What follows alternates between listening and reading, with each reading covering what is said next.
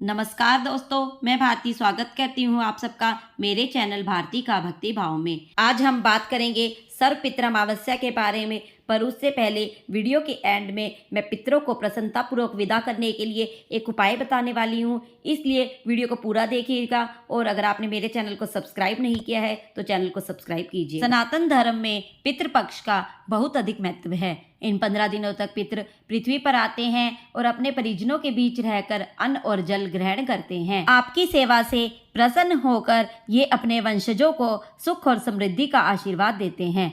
पितृपक्ष का समापन आश्विन कृष्ण पक्ष की अमावस्या को होता है। इसे सर्व पितृ अमावस्या या पितृ विसर्जनी अमावस्या भी कहते हैं।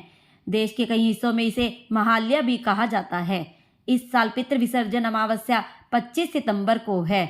इस दिन हमारे पूर्वज विदा होकर वापस देवलोक को प्रस्थान करते हैं, इसलिए इस दिन का विशेष महत्व है।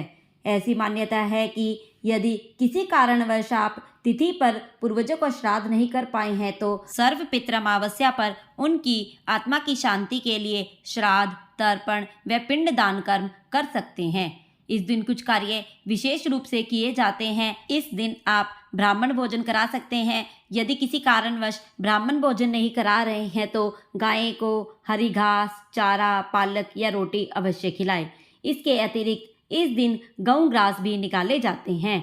इसके लिए आपने 4 रोटी बनाकर हर एक रोटी के 4 टुकड़े कर लेने हैं। इस प्रकार 16 टुकड़े हो जाएंगे।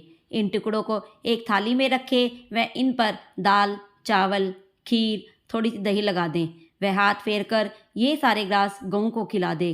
कहीं कहीं ये ग्रास कौवे को भी खिलाए जाते हैं। सर्व पितृ अमावस्या पर पंच बलिक्रम या पंचग्रास के साथ ही पीपल की सेवा और पूजा करने से पितृ प्रसन्न होते हैं। इसके लिए एक लोटे में दूध, पानी, काले तिल और जौ मिलाकर पीपल की जड़ में चढ़ाना चाहिए।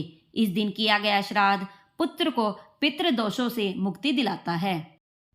पीपल में त्रिदेवों व नवग्रह का वास माना जाता है, इसलिए इस दिन पीपल में जल देने से के पितरों को जवारे भी है बोए जाते हैं। सौभाग्य में वृद्धि भी मिट्टी के बर्तन में रेत या मिट्टी डाल लेते हैं, वह उन पर जौ डाल दिया जाता है, वह पानी का छिड़काव कर दिया जाता है। जिन घरों में सांझी लगाई जाती है वो भी आज के दिन ही लगाई जाती है।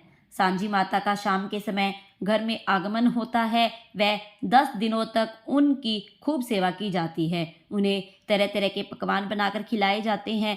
वह पूजा की जाती है। दशहरे वाले दिन उनको विदा कर दिया जाता है। अब बात करते हैं आज के उपाय की। इस दिन संध्या के समय आपने एक दीपक में शुद्ध घी भरकर किसी नदी, तालाब, बावड़ी या कुएं पर दक्षिण की तरफ मुंह कर कर लगा देना है। इससे पितृ प्रसन्न होते हैं। यदि आप नदी, तालाब या बावड़ी पर दीपक नहीं लगा सकती हैं तो पीपल, बड़ या तुलसी पर भी लगा सकते हैं।